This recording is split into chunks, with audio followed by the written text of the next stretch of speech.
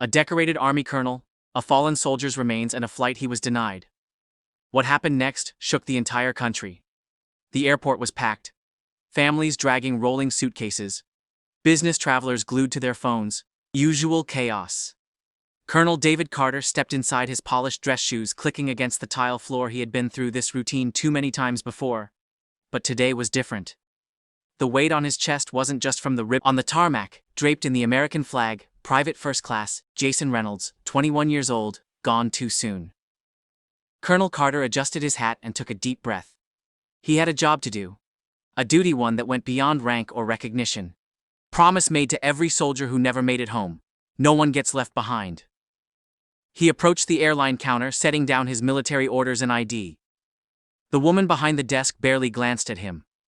At first, she typed something into the computer. A split second too long, sir. Can I see that again? Her voice was tight. Carter handed over the papers once more, watching her closely. The flicker of hesitation. The sideways glance at her coworker. The slight shift in her posture. Wasn't prepared for? She turned, whispering something to another agent. He glanced over his expression. Unreadable. The moment stretched thick with something Carter had seen before, but never got used to when she returned. Smile was stiff, forced. I'm sorry, sir, but there seems to be an issue with your ticket. We can't allow you to board at this time. Carter exhaled slowly. He had dealt with all kinds of situations. Combat zones, foreign deployments. This was different. I'm escorting the remains of a fallen soldier, he said evenly, tapping the paperwork. Everything is in order. The agent didn't meet his eyes. I understand, sir. But there's a security protocol. Yes, sir, she said, forcing another weak smile. It's just policy. He didn't move. Didn't flinch policy. What policy behind him? The line was growing. People shifting, murmuring. He felt their eyes leaving without an answer. But the airline staff wasn't backing down either. The air around the counter felt heavier now. Conversations in the line behind him had started to quiet down, as people took notice. A man in a crisp military uniform you saw every day. Colonel Carter remained calm, his voice steady. Ma'am, I need to understand exactly what the issue is. This is a military assignment, not a personal trip. My documentation is valid. The agent hesitated again. Her eyes darted toward the other air huddled near the back, whispering a supervisor. A man in his mid-50s with a tired expression finally stepped forward. He adjusted his name tag, then folded his arms as he glanced at Carter. Sir, I apologize when they wanted you to stop asking questions, but we have certain policies in place, and unfortunately, we can't override them at this time. That phrase again. Policies. Carter inhaled slowly through his nose.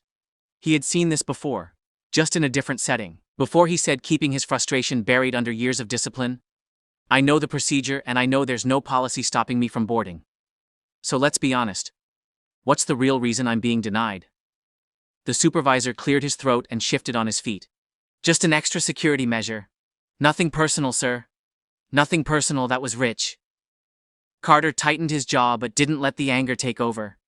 He had been in too many rooms where people hid behind vague explanations like this. They were testing his patience, waiting for him to lose his temper to give them a reason to call security. He wasn't going to give them that satisfaction. The people in line were watching now. A woman in a red blazer with a young man holding his boarding pass frowned, glancing at the airline employees like he was trying to make sense of what was happening. Then a voice cut through the attention. Sir, do you have an issue with his military clearance? Carter turned his head. Slightly. A man a few spots behind him in line had spoken up. He was older, maybe mid-60s, with a weathered face and a USMC hat pulled low over his brow. A Marine. A veteran. The supervisor. Protocol. The Marine let out a sharp breath. Yeah. I've been through security 1,000 times, and I've never seen protocol stop a soldier from escorting one of our own home.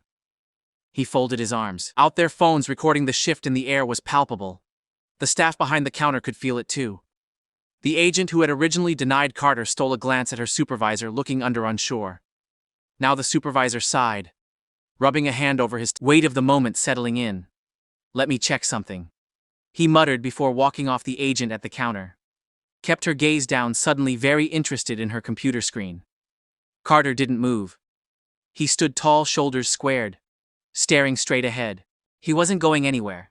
But neither was this story. The murmur in the terminal was no longer just background noise. It was focused. Charged people in line were no longer just waiting for their flights. They were watching, recording the Marine who had spoken up. Earlier wasn't the only one who looked irritated. A middle-aged woman in a denim jacket clutching her purse, shook her head and leaned toward her husband. "This isn't right," she muttered in uniform. A younger man in a hoodie pulled out his phone and started typing his fingers.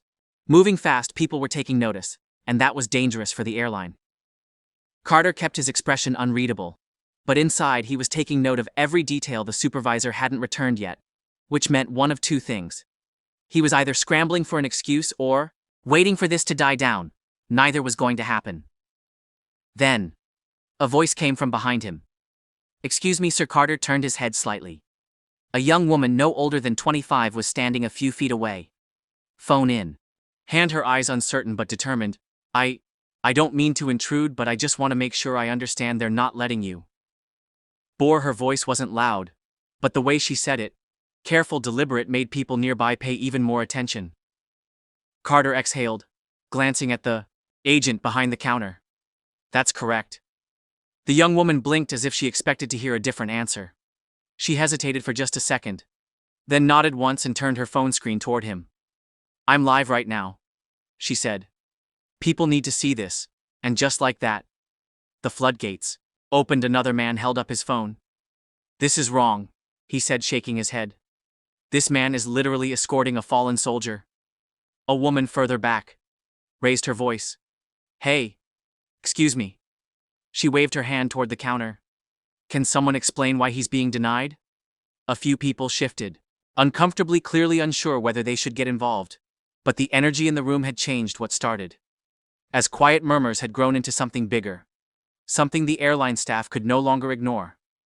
The agent behind the counter looked like she wanted to shrink into the floor. Her hands were frozen over the keyboard, eyes flickering to the camera lenses pointed in her direction. Then the Marine from earlier took a step forward. He was done playing nice. "I've seen a lot of things in my time," he said, voice steady but firm. "But I never thought I'd see the day when an American soldier, especially one escorting the remains of a brother in arms, was treated like this." The terminal had gone eerily quiet. Even the usual airport announcements over the speakers seemed distant, muted.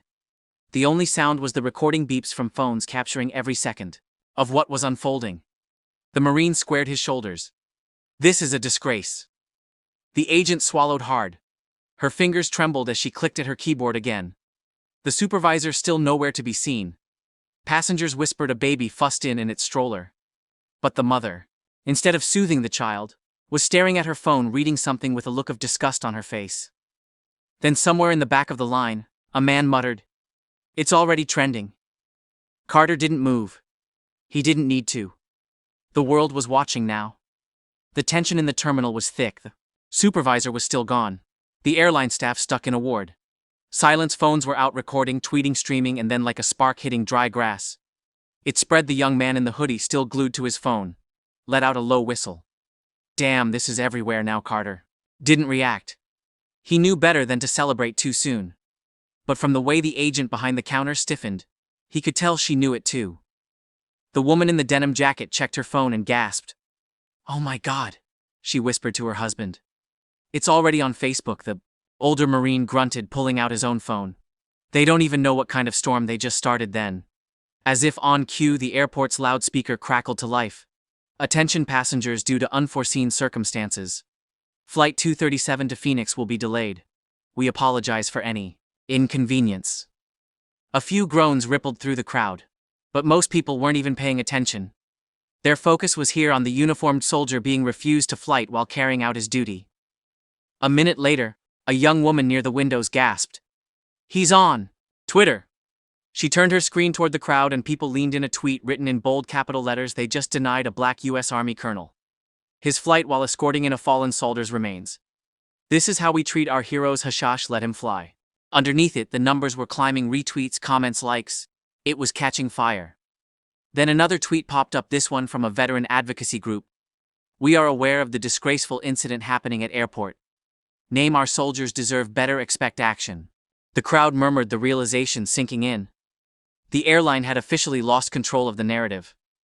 The agent behind the counter, still frozen in place, let out a shaky breath.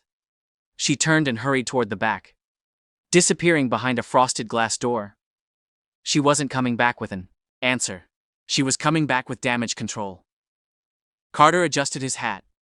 He had been in situations like this before. Not at an airport. Not like this.